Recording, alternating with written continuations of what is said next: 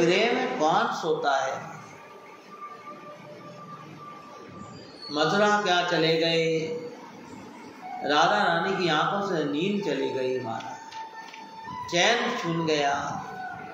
उद्धव जी ने सोचा, हे भगवान, तुमको ब्रज से गए तो कई वर्ष बीत गए, इतने दिन से किशोरी जी सोई नहीं है, इनको नींद नहीं आई है। सखियों से इतनी वार्ता हो रही थी। एक गोपी ने तुरंत राधा रानी से कहा, क्यों सोती हो, उसकी याद में क्यों रो रही हो, रोना बंद कर दो। रोना चाहे पर आंखों से आंसू नहीं निकले वाला, और आंखों से आंसू नहीं निकले तो अनुराग, प्रेम में कभी क्रोध भी आता है, अनुराग भी आता है। मैंने तो निश्चय कर लिया है, जीवन में कभी काले से प्रेम नहीं करूंगी। हे प्रिया, बताओ महाराज, ये काला, ये कपटी, पर प्रेम होगा ना तो क्रोध भी आएगा, ध्यान रखना, अनुराग भी आएगा। प्रेम करो तो जब जीव को प्रेम हो जाता है ना मारा। एक बार क्या हुआ, एक कन्या जो प्रेम में डूबी हुई और अपने प्रेमी से मिलने गई, रास्ते में चली जा रही थी, एक मौलाना साहब खुदा से प्रार्थना कर रहे थे और वो प्रेम में डूबी हुई उस कन्या ने देखा नहीं और मौलाना के आसन पर पैर रख कर के चली गई। मौलाना ने देखा, अरे ये कैसी लड़की है, इसे दिखाई नहीं देता, मैं खुदा की बंदगी कर रहा हूँ, लौट के इसको आने दो। वो अपने महबूब से मिल करके लौट करके जब आई, मौलाना वहीं खड़ा था और उस कन्या को रोका, हे तुझे दिखाई नहीं देता कि मैं खुदा की बंदगी कर रहा था, तू मेरे आसन पर पैर रख कर के चली गई। उस कन्या ने हाथ जोड़ करके मौलाना से माफ़ी मांगी और कहा, मौलाना साहब माफ़ करना, मैंने आपके आसन पर पैर रखा, मैं मेरे महबूब से, मेरे प्रेमी से, मेरे आशिक से मिलने जा रही थी, मेरे को पता ही नहीं था कि आप रास्ते में खुदा से प्रार्थना कर रहे हैं। पर मैं आपसे पूछना चाहूँगी, आप ऐसे कौन से खुदा से प्रार्थना कर रहे थे कि खुदा के चक्कर बीच में मैं आपको दिखाई दे गई। मौलाना की आँख खुल गई। संसार दिखता रहेगा तब तक परमात्मा नहीं दिखेगा, ध्यान रखना। प्रार्थना करते समय अगर संसार दिख रहा है, इधर उधर की वार्ता सुनाई दे रही है, समझना अभी प्रार्थना चालू ही नहीं हुई है, ध्यान रखना। इसलिए गुरु महाराज लिखते हैं, अगल बगल की वार्ता कैन सुनन सब बार। जैसे ही इधर उधर की वार्ता सुनना बंद हो जाए, दिखना बंद हो जाए, ध्यान भटकना बंद हो जाए, समझ लेना अब प्रार्थना प्रारंभ हुई है। काले व्यक्ति से देखो, ये काले सब कपटी होते हैं। आचार्य सुखदेव जी ऐसा सुंदर वर्णन करते हैं, परीक्षित देखो सुनो। इतनी बातें आपस में चल रही थी, अचानक वहां पर एक भंवरा आया और जैसे ही भंवरा आया, भंवरे को देख करके गोपी ने कहा, अरे भंवरे काले काले तू भाग जा यहाँ से, तू भी काला, तेरा स्वामी भी काला है, तू भी कपटी, तेरा स्वामी भी कपटी। भंवरे को फटकारा और फटकार को भगा दिया वहां से। उद्धव देख रहा है, आज माधव को कपटी कहा है, भंवरे को संकेत बना करके माधव को कपटी कह दिया। गोपी कहने लगी, उद्धव जी आपका स्वामी भी तो कपटी है, हमें रोता बिलखता छोड़ करके चला गया। थोड़ी देर बाद वापस भंवरा आया, फिर आ गया तो गोपियों ने कहा, अरे भंवरे देख तू कितना बड़ा कपटी है, जिस फूल पर बैठता है उसका सारा रस सूख करके चला जाता है। तेरा स्वामी भी यही करता है, हमारे साथ रहा, हमारा सारा रस लेकर के चला गया, हमारा जीवन बिना रस का हो गया। भंवरे ने कहा, आप गलत कह रहे हैं, क्योंकि भंवरा जिस फूल पर बैठता है ना महाराज, कभी उसे काटता नहीं है। भंवरा इतना कठोर होता है कि लकड़ी में छेद कर दे पर पुष्प को नहीं काटता महाराज, उसी में बंद हो जाता है, अपने प्राणों को तक को त्याग देता है। एक ने तो कहा कि तेरे को हम क्या क्या नाम दें? 2 पैर वाले को मनुष्य कहते हैं, 4 पैर वाले को जानवर कहते हैं, तेरे तो 6 पैर है, तुझे हम क्या नाम दें? हो ऐसी सुंदर व्याख्या यहाँ पर। कपटी की भावना तेरी है, बस कपट करता है। आज भगवान को इस प्रकार गोपियां ओढ़मा दे रही थी। महाराज उद्धव जी बोले कि मानव कपटी नहीं है। देखो, अरे कपटी नहीं है तो क्या है? तेरे मानव ने कभी किसी का भला किया? सबके साथ छल किया है? बलि ने क्या बिगाड़ा था? छुप करके बाली को बाण मार दिया। महाराज देखो, कपटी नहीं है तो कौन है? अरे बबरे, इस कपटी जिस किसी ने प्रेम किया है उसे धोखा ही मिला है, ध्यान रखना। मोरध्वज राजा की कथा आप लोगों ने सुनी होगी। मोरध्वज राजा के यहाँ तो भगवान परीक्षा लेने गए। महाराज देखो, लोग कहते हैं हम भगवान के रास्ते पे चलते हैं। भगवान अगर परीक्षा लेने लगा ना महाराज, तो दुनिया में एक भी मंदिर में कोई व्यक्ति नहीं मिलेगा, ध्यान रखना। क्या? मोरध्वज राजा के जहाँ भगवान गए और जब भोजन का आग्रह किया, और उसी के बच्चे को उसी के आरे से और चिरवा करके और भोजन मंगवाते हैं महाराज। ऐसी ऐसी भगवान ने परीक्षा ली है महाराज।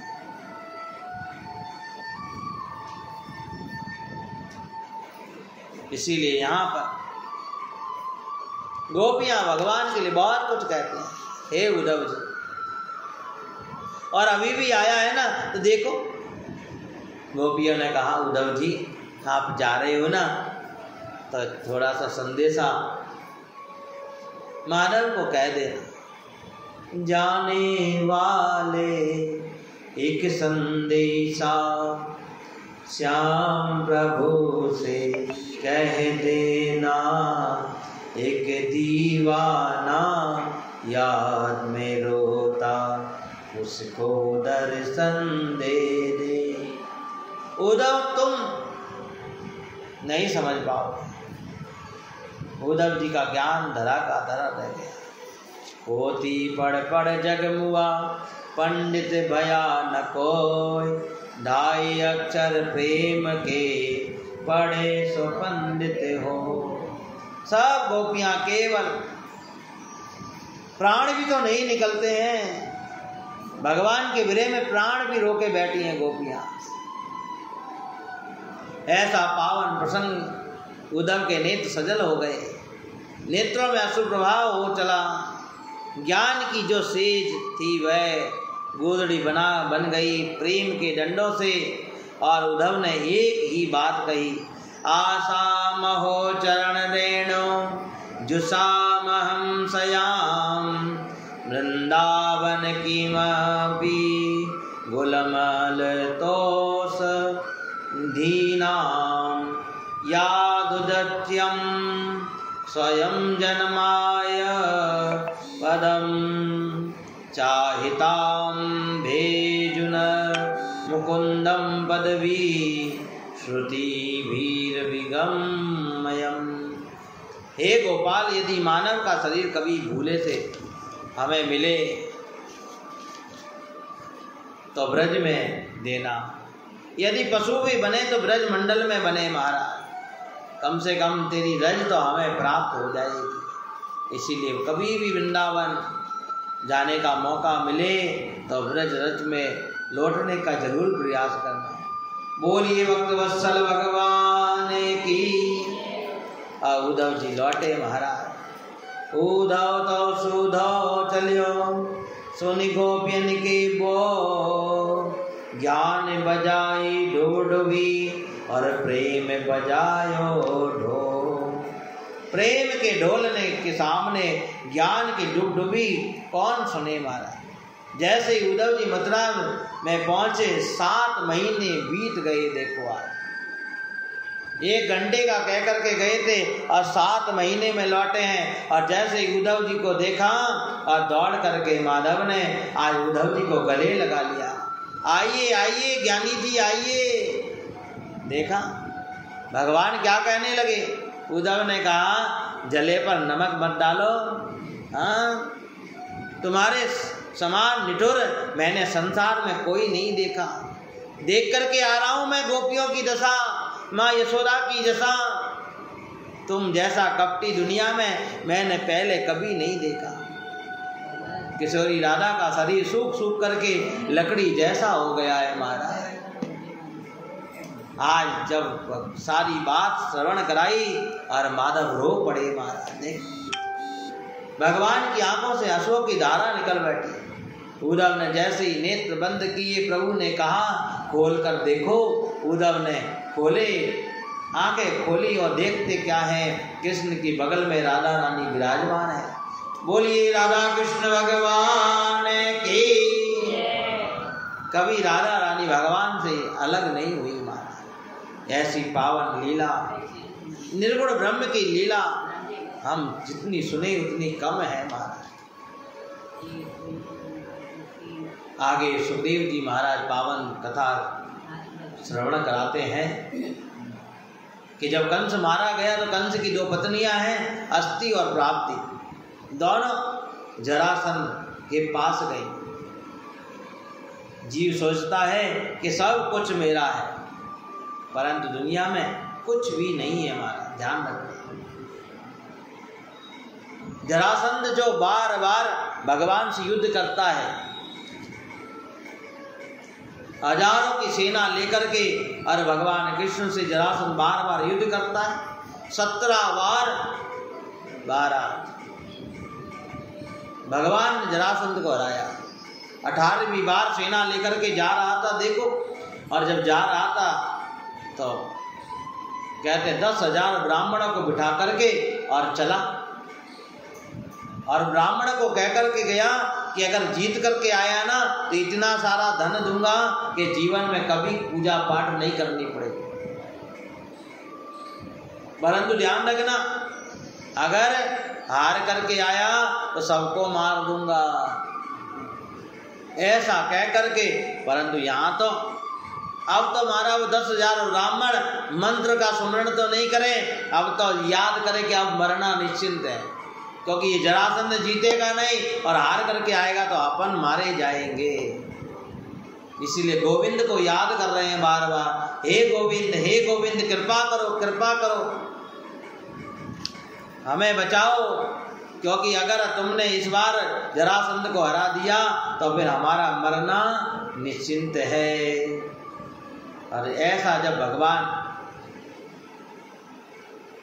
को पुकार रहे थे, आज बलदाऊ जी के साथ में कृष्ण आए, और जैसे कृष्ण आए तो बलदाऊ जी से भगवान ने कहा कि भैया आज लड़ना नहीं है, क्योंकि 10,000 ब्राह्मणों के प्राणों को बचाना है ना। इसीलिए बलदाऊ जी को कहा भैया आज तो भागते हैं। रण छोड़ करके भागे, और जैसे ही रण छोड़ करके भागे भगवान का नाम पड़ गया। बोलिए रण छोड़ रहा है भगवान की, कृष्ण कन्हैया लाल की। द्वारिका नो नाथ मारो राजा रण छोड़। और भगवान द्वारका जाकर के और सुंदर नगरी बसाई। बोलिए द्वारका धाम की। समुद्र के बीचों बीच द्वारका जाए तो 4 जगह जरूर दर्शन करना। मूल द्वारका, द्वारका, भेंट द्वारका और गोपी तालाब। ये 4 जगह बहुत विशेष महत्व के दर्शन हैं, जहाँ गोपियों ने अपने शरीरों को त्यागा मारा।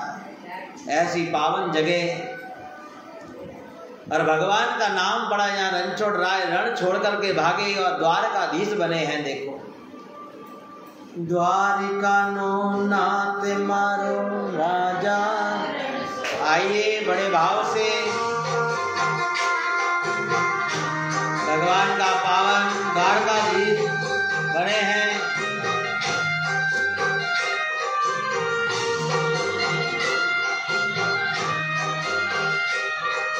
द्वारिका नो नाथ मारो राजा रण छोड़।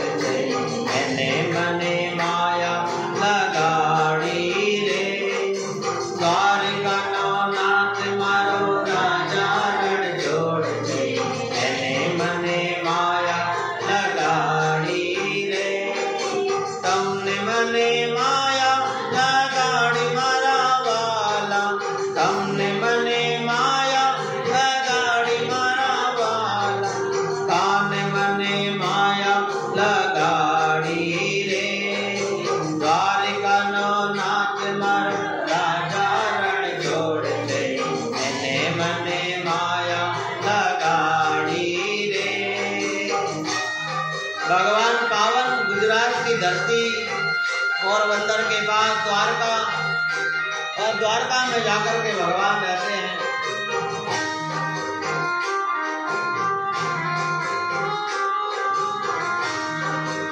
जय हो,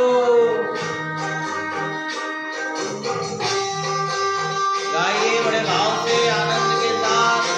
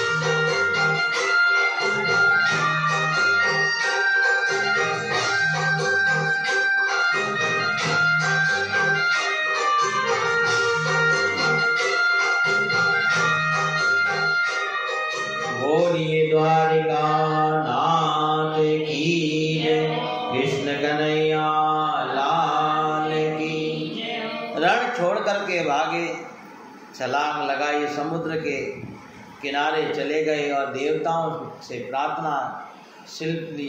विश्वकर्मा है उन्हें याद किया और याद करके रातों रात में द्वारकापुरी का निर्माण कराया गया।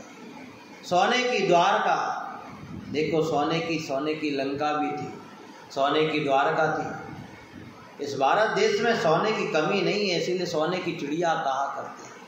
सोमनाथ जो पूरा सोने से मढ़ा हुआ है, जिसको 17 बार लूटा गया, हमारे धर्म के क्षेत्रों को कितना क्षति पहुंचाया गया है।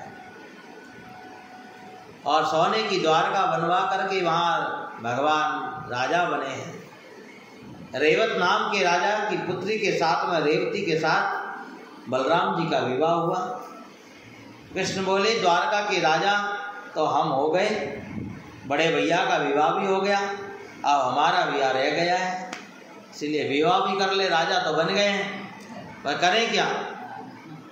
कहते हैं यहाँ पर एक विशक नाम का राजा है, कुंदकपुर में राज करता है। उनके 5 पुत्र और 1 पुत्री है, जिसका नाम रुक्मणी है। सबसे बड़ा पुत्र जो है रुक्मी अपनी बहन का विवाह शिशुपाल के साथ कराना चाहता है, परंतु रुक्मणी तो जब से गोविंद को देखा है, द्वारकाधीश को देखा है, बस केवल उनकी हो गई है। कहते हैं ना, मन में एक ही भाता है, दूसरा नहीं भाता कोई।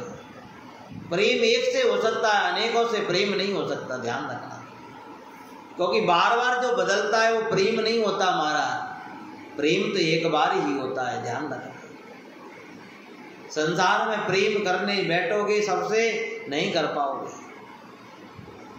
मन में एक को बसा सकते हो, जैसे एक म्यान में एक ही तलवार रह सकती है, 2 नहीं रह सकती। प्रेम गली अति साकड़ी, जा में दोई न समान। जब मैं था तब हरि नहीं, अब हरि है तो मैं ना। क्या कि मैं हूँ, बस मैं कर रहा हूँ, मैंने किया, मैं करता हूँ, इसीलिए भगवान से प्रेम नहीं कर पाता जी। रुक्मणी का भाई शिशुपाल से विवाह कराना चाहता है और महाराज रुक्मणी का विवाह रचा गया। बड़ी तपस्या की और समुद्र में कमल के फूल पर उन्हें एक सुंदर सी नन्ही सी बालिका मिली, जिसका नाम रुक्मणी रखा गया। रुक्मणी कौन है? स्वयं लक्ष्मी है महाराज। आज लक्ष्मी का अवतार हुआ है, लक्ष्मी का प्राकट हुआ समुद्र से। वो लक्ष्मी जानकी बनी तो प्रकट हुए पृथ्वी से, और वहीं जानकी रुक्मणी बन करके और कमल के फूल से प्रकट हुई है। पर भगवान से मन लगा बैठी है, इसीलिए केवल भगवान को अपना बनाया है। पर भगवान मिले कैसे? कहते हैं ना, जब काम अटक जाए ना घर में, तो घर के लोगों की सलाह ले लेनी चाहिए। रुक्मणी ने दुखी हो गई कि भगवान से कैसे मिलूं, कैसे भगवान तक संदेश पहुंचाऊं, तो महाराज भाभी आई रुक्मणी की, और भाभी के पास बैठ करके भाभी ने कहा, एक काम करो, माधव को पत्र लिख दो, द्वारकाधीश को पत्र लिख दो, और पत्र में लिख दो कि फटाफट आकर के हमें ले जाओ, नहीं तो हम हमारे प्राणों को त्याग देंगे। क्या? पत्र लिख दिया महाराज, और ब्राह्मण देवता को बुलाया और ब्राह्मण देवता को पत्र दिया और कहा, शीघ्र जाकर के पत्र का संदेश लेकर के आना, भगवान को भेजो पत्र। कब तक संसार में मन लगाए बैठे रहोगे? कभी ना कभी तो डाकिया हमारा पत्र भगवान को ले गया क्या? और भगवान तक पत्र पहुंचेगा तभी तो हमारी अर्जी स्वीकार होगी। ब्राह्मण देवता द्वारका पहुंचे, द्वारका जैसे ही पहुंचे पत्र दिया द्वारकाधीश को, और पत्र में खोल करके पढ़ने लगे द्वारकाधीश। ब्राह्मण देवता ने कहा, हम जाएं क्या? अरे थोड़ा पत्र तो पढ़ने दो। पत्र पढ़ा, पत्र में लिखा था शीघ्र मिलना, इसलिए ब्राह्मण देवता ने कहा, चले क्या हम? ब्राह्मण देवता ने कहा कहना ही था, द्वारकाधीश ने कहा हम भी साथ में चलते हैं। और भगवान ने झट से रथ मंगाया और ब्राह्मण देवता को बिठाया और बिठा करके साथ लेकर के चले हैं। और भगवान का इधर रथ चला है, उधर रुक्मणी कात्यायनी माता के मंदिर में पूजा करने आई। और पूजा करने जब आई, क्योंकि माँ ने भेजा है, विवाह से पहले कुल देवी की पूजा, और पत्र में लिख दिया था कि हम मिलेंगे कहाँ। पहले ही बात हो गई पूरी कि कहाँ मिलना होगा। जीव को मिलना है तो केवल परमात्मा से मिलना है। और भगवान कहाँ मिलेगा? दुनिया में नहीं मिलेगा, मंदिर में ही मिलेगा भगवान। क्या? सत्संग में ही मिलेगा।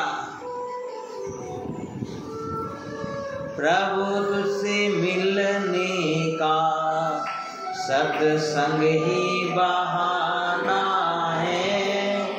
प्रभु तुझसे मिलने का संग ही बहाना है। दुनिया वाले क्या जाने मेरा रिश्ता पुराना है। इसीलिए दुनिया वाले क्या जाने।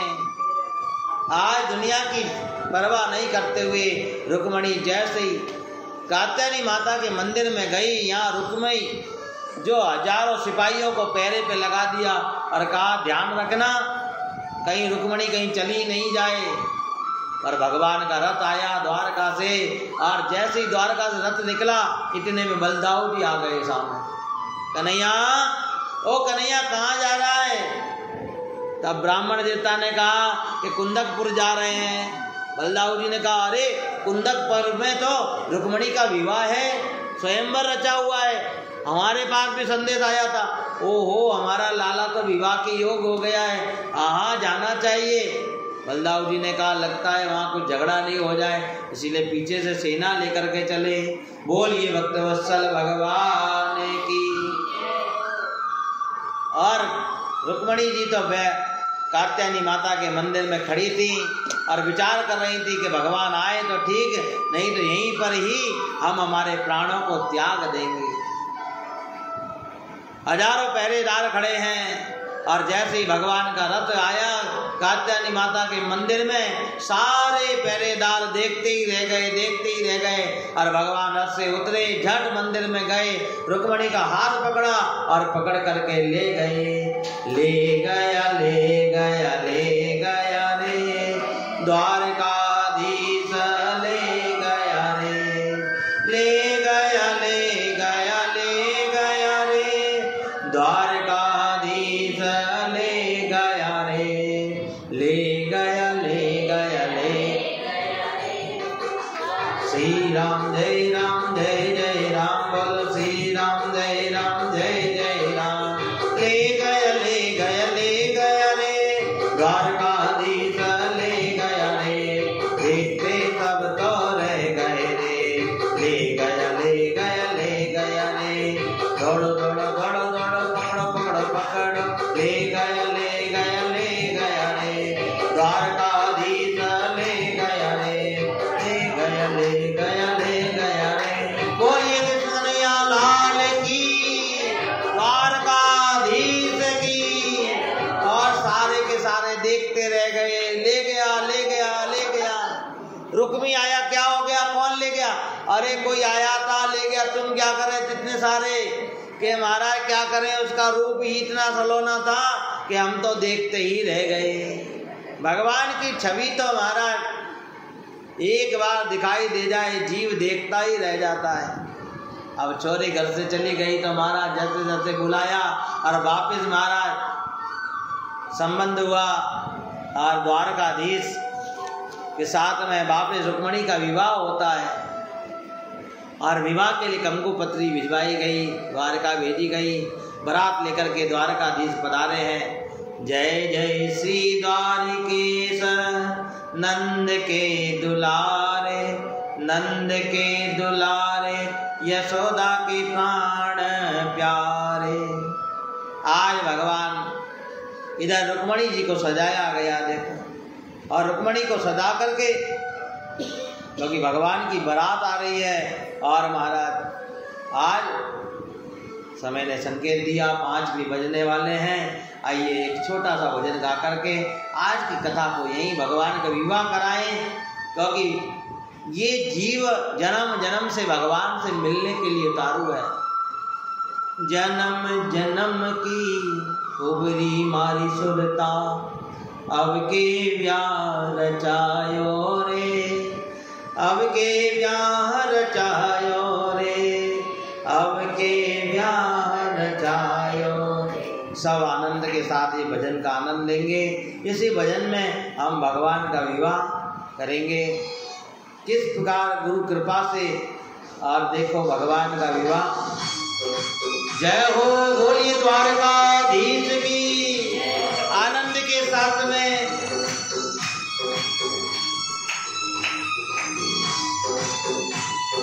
जन्म जन्म से गोरी मारी सुरता, ऐसो ब्याह रचायो रे। जय हो।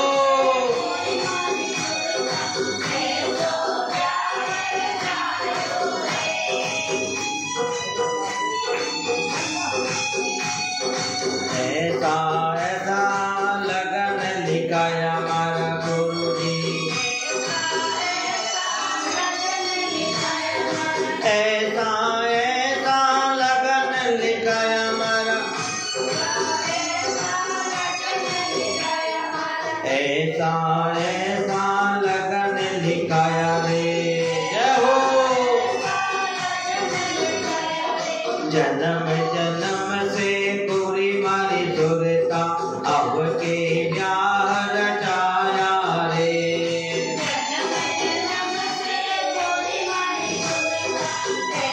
जय हो। जन्म जन्म से गोरी मारी सुरता, अब के ब्याह रचाया रे। जय हो।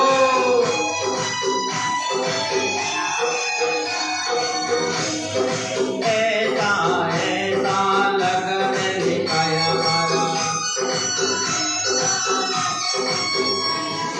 ऐसा ऐसा लगन लिखाया तुम्हारा। जय हो। हरि बोल। भगवान की द्वारका से बारात चली। जन्म जन्म से गोरी मारी सुरता, अब के ब्याह रचाया रे।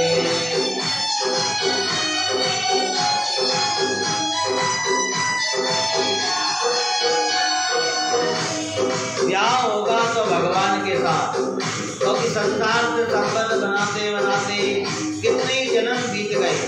जीव का ब्याह तो केवल भगवान से होगा। जय हो।